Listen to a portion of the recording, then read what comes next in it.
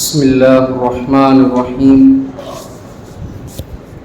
الحمد لأهله الصلاة لأهلها أما بعد فقد قال عز وجل بعد أعوذ بالله من الشيطان الرجيم بسم الله الرحمن الرحيم إن الإنسان خلق هلوعا صدق الله مولانا العظيم وقال رسول الله صلى الله عليه وسلم الأناة من الله والعجلة من الشيطان صدق رسول الله صلى الله عليه وسلم أو كما قال رسول الله صلى الله عليه وسلم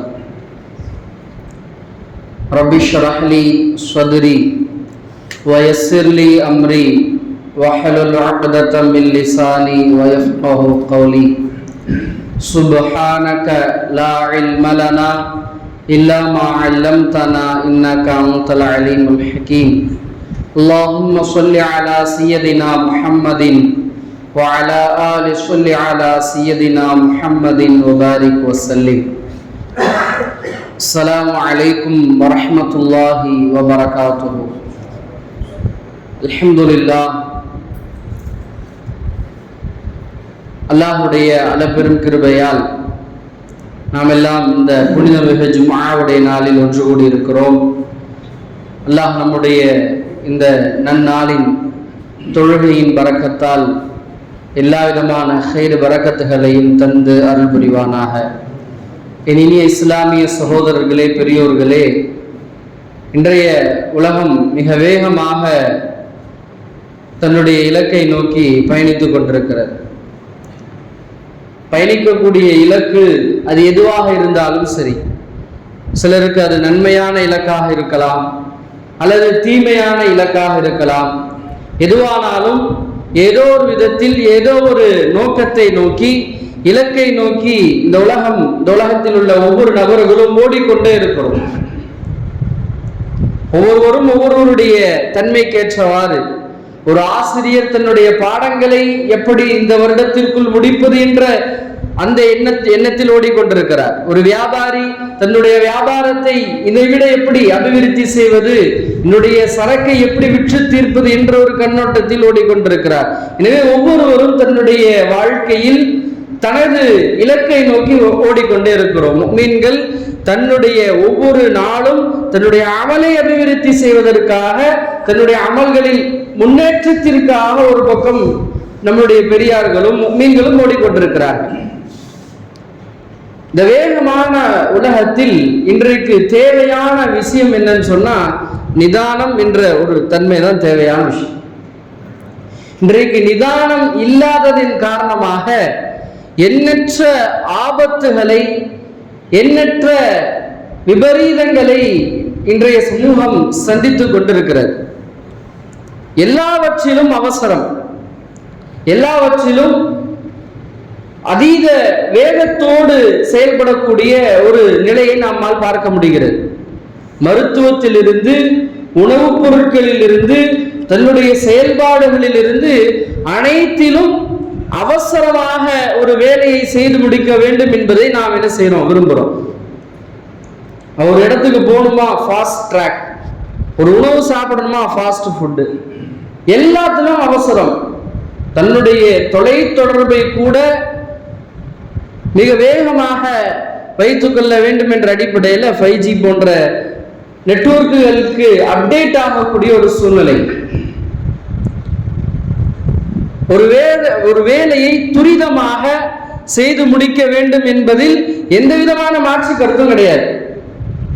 சோம்பேறித்தனமாக, சோர்வாக ஒரு வேலையை செய்யக்கூடாதுன்றதுல எந்த விதமான மாற்று கருத்தும் இல்லை. ஆனால் அதில் அவசரம் காட்டுவதில் தான், அந்த அவசரம் தான் மிகப்பெரிய ஒரு ஆபத்தில் கொண்டு போய் முடிந்து விடுகிறது.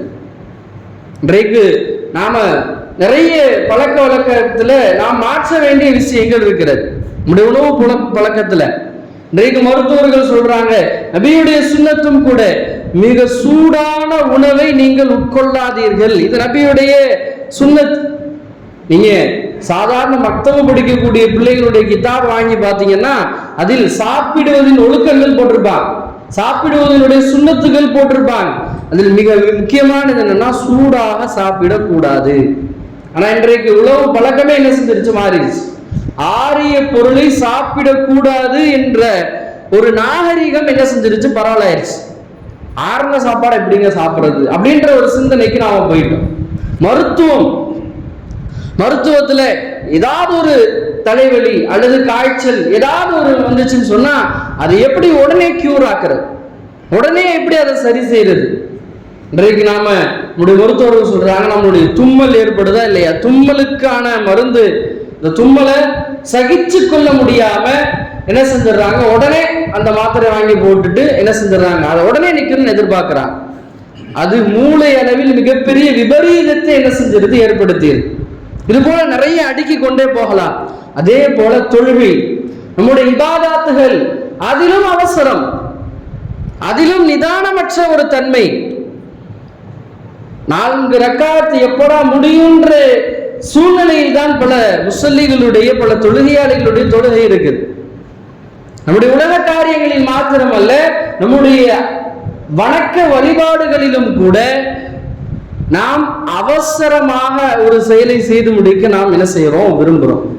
இது இந்த அவசரம் என்ற இந்த தன்மை இருக்குது, இது மனிதனுடைய தன்மை அல்ல. ஹஸரத் ரசூலுல்லாஹி ஸல்லல்லாஹு அலைஹி வஸல்லம் அவர்கள் நமக்கு அழகாக கற்றுத் தந்தார்கள், அல் ஆஜலத்து, ஒரு வேலையை சீக்கிரம் செய்யணும்னு சொல்லி அந்த அவசரப்படுத்துவது இருக்கா இல்லையா, இந்த அவசர குணம் இருக்கிறதே மினஷ் ஷைத்தான், அது ஷைத்தானுடைய குணமாக இருக்கிறது.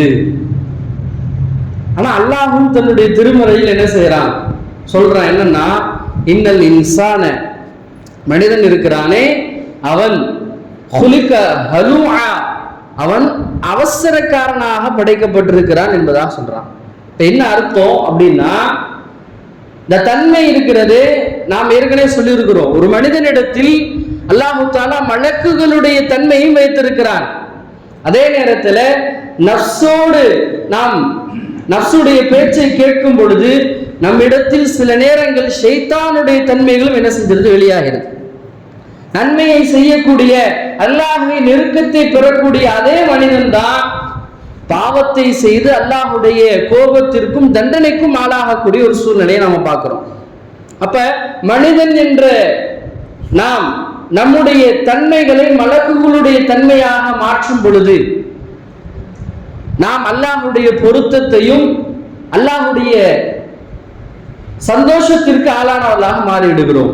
அதே நேரத்தில் மனிதன் ஷைத்தானையும் தன்னுடைய நஃப்ஸையும் பின்பற்றி நடக்கும் பொழுது அல்லாஹ்விற்கு கோபத்திற்கு உண்டானவர்களாக, அல்லாஹ்வுடைய தண்டனைக்கு உண்டானவர்களாக மாறிவிடுகிறோம்.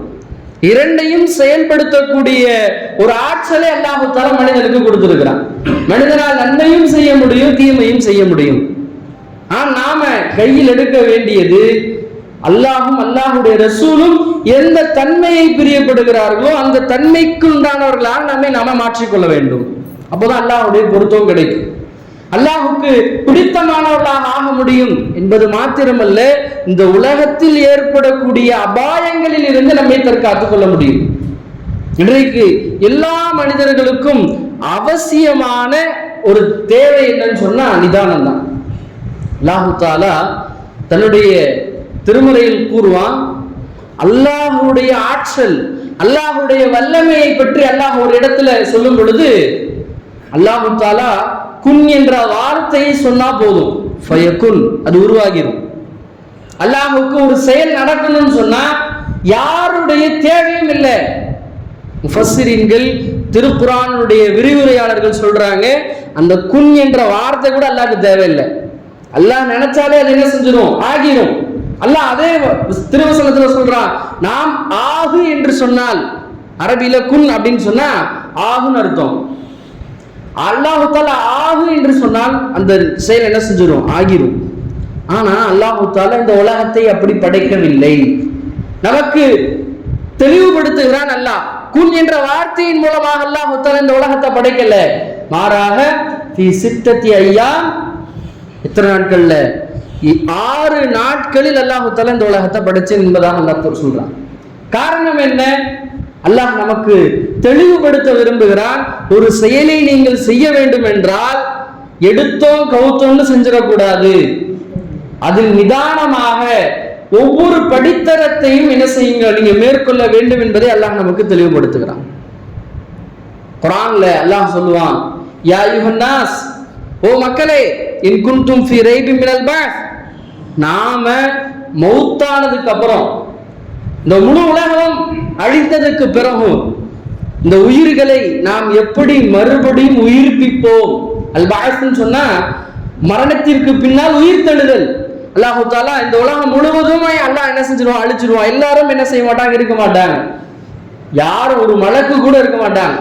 அல்லாஹு தஆலா தன்னுடைய அந்த நேரத்தில் அல்லாஹ் சொல்லுவான், யாரெல்லாம் இந்த உலகத்தில் தன்னை பெரியவர்கள் என்று நினைத்தார்களோ அவர்கள் எங்கே? தன்னை கடவுள் என்று சொன்னவர்கள் எங்கே? தன்னை அரசர்கள் என்று சொன்னவர்கள் எங்கே?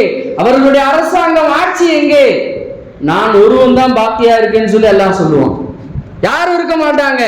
பிறகு மீண்டும் அல்லாஹு தஆலா இஸ்ராயீல் அலைஹிஸ்ஸலாம் அவர்கள் மூலமாக சூருவத வைத்து ஒவ்வொரு நபர்களாக அல்லாஹ் உயிர்ப்பிக்க வைப்பான். அப்பதான் என்னது, மஹ்ஷருடைய மைதானம், கேள்வி கணக்கு எல்லாமே நடக்கும். யார் இதுல உங்களுக்கு சந்தேகம் இருக்கா அப்படின்னு சொல்லி கேட்கிறான். மக்களே, நாம் ஒவ்வொரு நபர்களும் மரணத்திற்கு பின்னால் எப்படி உயிர் கொடுத்து மீண்டும் எழுப்புவோன்றது உங்களுக்கு சந்தேகம் இருக்கா? நீங்க நாம் மனிதனை எப்படி படைத்திருக்கிறோம் என்பதை முதல்ல நீங்க சிந்திங்க. எதுவுமே இல்லாமல் இருந்த உங்களை முதல்ல மண்ணில் இருந்து துராப், ஆதம் அலைஹிஸ்ஸலாம் அவர்களை அல்லாஹ் தஆலா மண்ணில் இருந்து படைத்தான். அதற்கு பின்னால் ஒவ்வொரு மனிதர்களையும் ஒரு சாதாரண, ஒரு அருவருக்கத்தக்க, ஒரு அசுத்தமான, இன்னொன்னு சொல்ல போனா அப்படிப்பட்ட ஒரு இந்திரிய துளியிலிருந்து உங்களை நாம் என்ன செஞ்சோம், படைச்சோம். அதை நாம் என்ன செஞ்சோம், சதை கட்டியாக மாற்றினோம். அந்த சதை கட்டியை எலும்புகள் சேர்ந்த சதைகளாக மாற்றினோம். பிறகு அதற்கு உயிர் கொடுத்தோம். அதை சில காலம் உங்களுடைய தாயின் கருவறையில் உங்களை நாம் என்ன செஞ்சோம், தங்க வைத்திருந்தோம். நாம் எவ்வளவு காலத்தை நிர்ணயித்தோமோ அத்தனை காலங்கள் நீங்க உள்ள இருந்தீங்க, அதுக்கு பின்னாடி நீங்க வெளியே வந்தீங்க. இதை வைத்து நீங்கள் சிந்திக்க வேண்டாமா? உங்களை எதுவும் இல்லாமல் உங்களை இந்த உலகத்திற்கு கொண்டு வந்த அல்லாஹ்வால் இருந்த உங்களை மீண்டும் உங்களை திருப்பி கொண்டு வர முடியாதான்னு சொல்லி அல்லாஹ் கேட்கிறான். இதிலும் நமக்கு அல்லாஹ் கற்பிக்கக்கூடிய பாடம் என்னன்னா நிதானம். அல்லாஹ் நினைச்சான்னு சொன்னா ஒரு நாள்ல என்ன செஞ்சிடலாம், ஒரு குழந்தையை உருவாக்கிடலாம். எதற்கு 10 மாதம்? எதற்கு அந்த படித்தரங்கள்? அல்லாஹ் அந்த மனிதனுக்கு உணர்த்த விரும்புகிறான் என்னன்னா, நீங்க எந்த செயலை செஞ்சாலும் நிதானமாக பொறுமையாக எல்லாவற்றையும் செய்ய கற்றுக்கொள்ளுங்கன்னு சொல்றான். ரசூலுல்லாஹி ஸல்லல்லாஹு அலைஹி வஸல்லம் அவங்க சஹாபாக்களுக்கு இதைத்தான் படித்து கொடுத்தார்கள். எல்லா சஹாபாக்களும் இதைத்தான் செஞ்சாங்க. அதனாலதான் அவங்களால எல்லா காரியங்களிலும் வெற்றி அடைய முடிந்தது. உமர் இப்னு அப்துல் அசீஸ் ரஹ்மத்துல்லாஹி அலைஹி அவர்கள் ஆட்சிக்கு வரும் பொழுது அவர்களை பற்றி நம்ம பல இடங்களில் சொல்லி இருக்கிறோம். உமர் இப்னு அப்துல் அசீஸ் ரஹ்மத்துல்லாஹி அலைஹி எப்படிப்பட்டவங்க? இஸ்லாமிய வரலாற்றில் மிக முக்கியமான ஒரு அரசர், முக்கியமான ஒரு கலீஃபா, இஸ்லாமியர்களுடைய வாழ்வியல் முறையை புரட்டி போட்ட நபர், பொருளாதாரத்தில் இஸ்லாமியர்கள் அந்த நாட்டை மிக உச்சிக்கு கொண்டு போன நபர், ஜக்காத் வாங்க தகுதி இல்லாத நபர்களை உருவாக்கியவர், இந்த நாட்டில் ஜக்காத் வாங்குறதுக்கு யாருமே தகுதி இல்லை என்ற ஒரு சூழ்நிலை உருவாக்கிய நபர். அவரு ஆட்சிக்கு வர்றப்ப பல குழப்பங்கள் இருந்துச்சு, எல்லா விதமான ஃபித்னாக்களும் இருந்துச்சு. அவர் ஆட்சிக்கு வந்த உடனே அவரு கொஞ்சம் கொஞ்சமாக பிரச்சனைகளை தீர்க்கிறார். அவருடைய மகன் கேட்கிறாரு, என்னத்தா நீங்க நினைச்சீங்கன்னா ஒரே நேரத்துல ஒரே சட்டத்துல ஒரு சட்டத்தை பாஸ் பண்ணீங்கன்னா எல்லாத்தையும் சரி பண்ணிடலாம்ல, ஏன் இவ்வளவு தாமதப்படுத்துறீங்க? உங்க கண்ணுக்கு தெரியுது, தவறுகள் தெரியுது, பாவங்கள் தெரியுது, இதே நீங்க உடனே சரி செய்ய மாட்டேங்கிறீங்க, படிப்படியாக சரி செய்யணும். அதற்கு உமர் இப்னு அப்துல் அசீஸ் ரஹ்மத்துல்லாஹி அலைஹி சொன்னாங்க, இது அல்லாஹ்வுடைய நியதி, இது அல்லாஹ்வுடைய நியதி. நீங்க சொல்ற மாதிரி என்னால ஒரே நேரத்துல ஒரே நாள்ல எல்லாத்தையும் என்ன செய்ய முடியும், இதெல்லாம் அரசாங்கத்தால் தடைன்னு சொல்லி என்ன செய்ய முடியும், ஒரே நேரத்துல சட்டத்தை பாஸ் பண்ண முடியும். அதனால எந்த விதமான பயமும் கிடையாது. நான் விரும்புறது என்னன்னா, மக்களுக்கு இதனுடைய அபாயத்தை புரிய வைத்து அவர்களாகவே அந்த தவறில் இருந்து வெளியே வரணும்னு சொல்லி நான் விரும்புறேன். அதற்கான சந்தர்ப்பத்தை சூழ்நிலையை நான் ஏற்படுத்துறேன். இதன் மூலமாக முழுக்க மக்கள் பாவங்கள் இருந்து வெளியில வருவாங்க, தவறுகள் இருந்து வெளியில வருவாங்க, குற்றங்கள் குறையும் சொல்லி சொன்னாங்க. அதுதான் நடந்தது. உதாரணம் சொன்னாங்க, அல்லாஹ் தஆலா எடுத்த எடுப்புலயே மதுவை என்ன செய்யல, ஹராமாக்கல. முதல்ல சொன்னா மதுவினுடைய அபாயம் என்ன, அது எப்படிப்பட்டது, அது ஷைத்தானுடைய அமல், அது உங்களுடைய புத்தியை என்னது மழுங்கடித்து விடும், உங்களுடைய இயல்பு வாழ்க்கையை அது கெடுத்துடும் சொல்லி 2 முறை அல்லாஹ் தஆலா எச்சரிச்சான். முதல்ல அது தவறுன்னு சொன்னான், அதுல இருந்து தவிர்த்துக்கோங்கன்னு சொன்னான். அதுக்கப்புறம் தான் என்ன செஞ்சான், முழுமையா அல்லாஹ் ஹராமாக்குனான். ஒரு கால அல்லாஹ் தஆலா ஒரே நேரத்துல முதல்லயே மது ஹராம்னு சொல்லி இருந்தா சில நபர்கள் அதை மறுக்க நேரிடும் சொன்னாங்க. உடனே அதை நான் சட்டத்தை பாஸ் பண்ணேன்னா, இவ்வளவு நாள் நாங்க செஞ்சுட்டு இருக்கோம், திடீர்னு நிப்பாட்ட சொன்னா நாங்க எப்படி நிப்பாட்ட முடியும், இது ஏற்பட்டு இருக்கும். ஆனா அல்லாஹ் தஆலா முதல்ல இது தவறுன்னு புரிய வச்சான். குற்ற உணர்வோடு சில நபர்கள் செஞ்சு கொண்டிருந்தாங்க. இரண்டாவதாக அதிலிருந்து நீங்க தவிர்ந்து கொள்ளலாமேன்னு சொல்லி அல்லாஹ் தஆலா அன்பாக சொன்னான். அதிலிருந்து சில மக்கள் அதிலிருந்து தவிர்த்து கொண்டாங்க. மூன்றாவதாக அது முழுமையாக ஹராமாக்கப்பட்ட பொழுது மதீனாவின் வீதிகளில் என்னது மதுபானங்கள் ஆறாக ஓடுது. காரணம் என்னன்னா, மக்களுடைய உள்ளங்களில் அதனுடைய அபாயத்தையும் அதனுடைய விளைவுகளையும் புரிய வைக்கும் பொழுது அவர்களாக மனம் மாறி அதிலிருந்து தவிர்ந்து கொள்வதுதான் ஒரு சட்டத்தை செயல்படுத்துவதற்கான முறையும் கூட. அதான் சொன்னாங்க, அல்லாஹ் தஆலா எந்த சட்டங்களையும் உடனே பாஸ் பண்ணல. நபியினுடைய மனைவிங்க, அல்லாஹ்வுக்கு இந்த உலகத்தில் மிக பிடித்தமான நபர் முஹம்மத் ஸல்லல்லாஹு அலைஹி வஸல்லம், அவர்களுடைய மனைவி, அவர்களுடைய கற்பு கேள்விக்குறியாகிறது, அவங்களை தப்பா பேசுனாங்க. உடனே அல்லாஹ் தஆலா ஆயத் இறக்கல. என்ன நடக்குது, இந்த தவறின் மூலமாக மக்கள் என்ன மனநிலைக்கு போறாங்க, அல்லாஹ் காத்திருந்து நிதானமாக மக்களுடைய மனநிலையை நபியும் புரியணும், ஆயிஷாவுடைய மனநிலையை அல்லாஹ் புரியணுன்றதுக்காண்டி கொஞ்சம் நிதானமாக அதுக்கப்புறம் தான் என்ன செஞ்சான், அல்லாஹ் தஆலா என்ன செஞ்சான், ஆயிஷா ரலியல்லாஹு அன்ஹா அவங்க தவறானவர்கள் இல்லை என்பதை ஒரு 10 வசனங்களை அல்லாஹ் தஆலா இறக்கினான். நிதானமாக அல்லாஹ் என்ன செஞ்சான், சட்டங்களை கையாண்டான். கஅப் இப்னு மாலிக் ரலியல்லாஹு அன்ஹு அவங்க கந்தக்குடைய யுத்தத்துக்கு போகல, அல்லாஹ்வுடைய அந்த அழைப்பை ஏற்று போல என்ன செஞ்சாங்க, பின்னாடி போய்க்கலாம்னு சொல்லி தாமதப்படுத்தினாங்க. அல்லாஹ்வுடைய தண்டனை என்ன அவங்களுக்கு, நபி நீங்க யாருமே பேசக்கூடாது, குடும்பத்தார்களும் பேசக்கூடாது. அந்த தண்டனை எது வரைக்கும் இருந்துச்சு, அவங்க மனம் திருந்திட்டாங்க, யாரும் நாங்க செய்த தவறு என்பதை என்ன செஞ்சுட்டாங்க, உணர்ந்துட்டாங்க. உடனே சட்டம் வரல. 50 நாட்களுக்கு பிறகுதான் அல்லாஹ் தஆலா அவங்களுக்கான அந்த விஷயத்தை என்ன செஞ்சான், அந்த சட்டத்தை என்ன செஞ்சான், நீக்கினான். ஹஜ்ரத் மூசா அலைஹிஸ்ஸலாம் அவங்க அல்லாஹ்விடத்துல துஆ செய்றாங்க, யா அல்லாஹ் ஃபிரௌனுடைய அட்டூழியம் எங்களால தாங்க முடியல அப்படின்னு சொல்லி யார் துஆ செய்றா, ஹஜ்ரத் மூசா அலைஹிஸ்ஸலாம் அல்லாஹ்வோடு நேரடியாக பேசக்கூடிய நபர், அல்லாஹ்விட்ட பேசக்கூடிய நபர் கலீமுல்லா, அவர் துஆ செய்றாரு. அவருடைய துஆ எப்ப ஏற்றுக்கொள்ளப்படுது, 40 வருடங்களுக்கு பிறகுதான் ஏற்றுக்கொள்ளப்படுது. அப்ப இதன் மூலமாக அல்லாஹ் நமக்கு உணர்த்துவது என்ன, நீங்க எதையுமே எடுத்தோம் நினைச்சோனே நடந்தோன்னு நினைக்காதீங்க, இந்த நிதானத்தோடு இருங்க, பொறுமையை கையாளுங்கள். இன்றைக்கு நமக்கு இல்லாத ஒரு விஷயம், இதனால ஏற்படக்கூடிய பாதிப்புகள் என்ன, இன்றைக்கு வாலிப சமூகம், அல்லாஹ் அனைவருக்கும் அல்லாஹ் தஆலா மனமாற்றத்தை கொடுக்கணும். இந்த பைக்கில் இருக்கக்கூடிய அந்த வேகம் இருக்குது, இன்றைக்கு பல தாய் தந்தைகளுடைய அவங்களுடைய ஈரக்குலையை என்ன செஞ்சிருது, நிலவிடுங்க செஞ்சு வச்சு. ஒரே ஒரு நிமிடம் தாமதமா போறதுனால எந்த தவறும் இல்லை, ஒரு 60ல போறதுனால எந்த தவறும் இல்லை. ஆனா அதை தன்னுடைய வீரம் என்று நினைத்து அதை என்ன செஞ்சிடறாங்க, போய் அதனால பாதிக்கப்படுறது. அந்த 25 வருடம் 23 வருடம் வளர்த்து அவங்களுடைய கல்விக்காக கடன் வாங்கி அந்த தாய் தந்தையினுடைய குமுறல்களை என்ன செய்ய முடியாது, நம்மளால எந்த விதத்திலையும் எந்த வார்த்தைகளை சொல்லி என்ன செஞ்சிட முடியாது, ஈடு செஞ்சிட முடியாது. போய் முட்டி அதுக்கப்புறம் ஒரு விபத்து ஏற்பட்ட பிறகும் கூட அல்லாஹ் மன்னிக்கணும், சில வாலிபர்கள் என்ன செய்யறது இல்லை, அதுல இருந்து பின்வாங்கிறது இல்லை.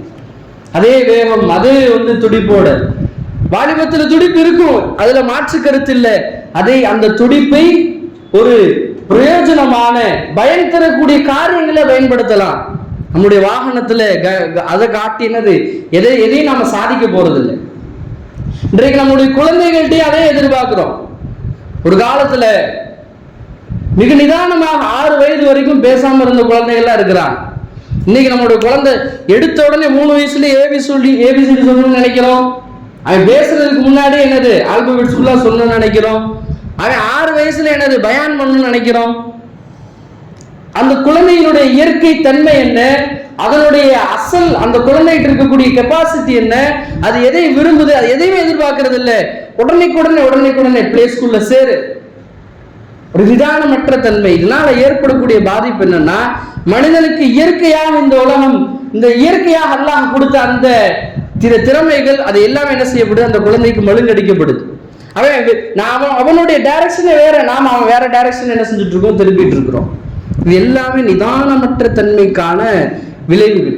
நாம இந்த நிதானத்தை நம் கையில் எடுக்க வேண்டும். ரசூலுல்லாஹி ஸல்லல்லாஹு அலைஹி வஸல்லம் அவங்க சஹாபாக்கள் எல்லா முறையும் என்ன செஞ்சாங்க, அந்த நிதானத்தை கையாண்டா. பஹ்ரைன்ல இருந்து ஒரு குழு வருது, நபியை பார்க்க வர்றாங்க, புதுசா இஸ்லாத்தை ஏற்றுக்கொள்ள வர்றாங்க. பஹ்ரைன்ல இருந்து ஒரு குழு மதீனாவுடைய எல்லைக்கு வந்துட்டாங்க. சந்தோஷம் தாங்க முடியல, மதீனாவுக்கு வந்துட்டோம். திபு திபு திபு திபுன்னு குதிரையை வேகமாக ஓட்டுறாங்க. நபியினுடைய வீடும் வந்துருச்சு. அவசரமாக, ஏன்னா பல கிலோமீட்டர்ல இருந்து வர்றாங்க. குதிரை அந்த ஒட்டகத்தை போட்ட மாத்திரத்தில் என்ன செஞ்சிடறாங்க, நபியை பார்க்க போறாங்க, நபியை முசாவா செய்யறாங்க, நபியும் வரவேற்கிறாங்க, மர்ஹபா மர்ஹபா மர்ஹபா. ஆனா ஒரே ஒரு நபர் அவருடைய பேர் முன்திர் இப்னு அம்மார். இந்த ஒரே ஒரு நபர் என்ன செய்யறாரு, தன்னுடைய ஒட்டகத்தை இயல்பாக வரக்கூடிய மாதிரி வர்றார், நிப்பாட்டுறார். ஏன்னா ரொம்ப நேரம் அந்த பயணமாயிருக்கு, அந்த ஒட்டகத்துக்கான தண்ணீர் புகற்றார், அதனுடைய தேவையை பூர்த்தி செய்யறார். பூர்த்தி செஞ்சுட்டு தானும் என்ன செய்யறாரு, போய் குளிக்கிறாரு. அவர்கிட்ட இருந்த ஆடைகளில் சிறந்த ஆடை உடுத்துகிறார், நறுமணம் பூசுறாரு. இப்ப போய் நபியை போய் பார்க்கிறார். நபி ஸல்லல்லாஹு அலைஹி வஸல்லம் சொன்னாங்க, மர்ஹபா, அல்லாஹ்வுக்கும் அல்லாஹ்வுடைய ரசூலுக்கும் பிடித்தமான தன்மை உங்களிடம் இருக்கிறது. 2 தன்மைகள் உங்கள்கிட்ட இருக்குது, அல்லாஹ் உங்களுக்கு பரக்கத் செய்யட்டும்னு சொல்லி துஆ செஞ்சாங்க. என்ன தன்மை? ஒன்று ஹில்ம் என்று சொல்லக்கூடிய பொறுமை. நபிதான், உலகத்தில் பிடித்தமான நபர் தான், இருந்தாலும் அவரை பார்க்க போறோம்னு சொல்லி அடிச்சு பிடிச்சிட்டு போகல, நிதானமாக பொறுமையோடு என்ன செஞ்சார், வந்தது மட்டுமல்ல, தன்னுடைய ஒட்டகத்தினுடைய, ஏன்னா தன்னுடைய தேவை, நபியை பார்க்கணும், எல்லாமே இருக்குதான், உணர்வு இருக்குதான், ஆனா தன்னுடைய வாகனத்தினுடைய தேவையும் இருக்கா இல்லையா, அதையும் பூர்த்தி செஞ்சுட்டு வந்தீங்க. உங்கள்கிட்ட 2 தன்மை இருந்துச்சு, அல்-ஹில்ம் பொறுமை, 2வது அனாத் நிதானம். இந்த 2மே அல்லாஹுக்கும் அல்லாஹுடைய ரசூலுக்கும் மிக பிடித்தமான தன்மைகள் சொல்லி நபி அவரை பாராட்டினார். இந்த தன்மைகள் தான் நமக்கு இப்ப அவசியம். இந்த பொறுமையும் நிதானமும் இல்லாததுனாலதான் நிறைய குடும்பங்களில் பிரச்சனைகள், சண்டைகள், சச்சரவு எல்லாமே. இன்றைக்கு இருக்கக்கூடிய மிகப்பெரிய பிரச்சனை நீங்க பாருங்க, பத்திரிகையில இந்த பேப்பர்ல பாத்தீங்கன்னு சொன்னா 2 விஷயங்கள் தொடர்ந்து இருக்கிறத பார்க்கலாம். ஒன்று கணவன் மனைவிக்கான அந்த உறவு சார்ந்த, தகாத உறவு சார்ந்த பிரச்சனைகள். இன்னொன்னு என்னன்னு சொன்னா அந்த விபத்துகளுடைய பிரச்சனை. இன்றைக்கு விபத்துகள், இன்றைக்கு சோசியல் மீடியாவில் எல்லாருமே மீடியாவாயிட்டாங்க, எல்லார் கையிலையும் கேமரா இருக்கு. விபத்துகள் அப்பப்போ என்ன செஞ்சிடறாங்க, போட்டு விட்டுறாங்க. தயவு செஞ்சு அல்லாஹ்வுக்காக கேட்கிறேன், இந்த விஷயங்களை நாம் என்ன செய்யணும், தவிர்க்கணும். நபி ஸல்லல்லாஹு அலைஹி வஸல்லம் கற்றுக் கொடுத்துருக்கிறாங்க. இதன் மூலமாக என்ன ஏற்படும்னா, இந்த விபத்துகளுடைய வீடியோ என்ன செஞ்சுறது, ஷேர் பண்றது, நிறைய விபத்துகளுடைய வீடியோ வருது. இதை தயவு செஞ்சு நாம தவிர்க்கணும். காரணம் என்னன்னா, நபி ஸல்லல்லாஹு அலைஹி வஸல்லம் இந்த மாதிரியான விஷயங்கள் நாம பார்க்கிறப்ப நம்முடைய உள்ளங்கள் மரணிச்சிரும்.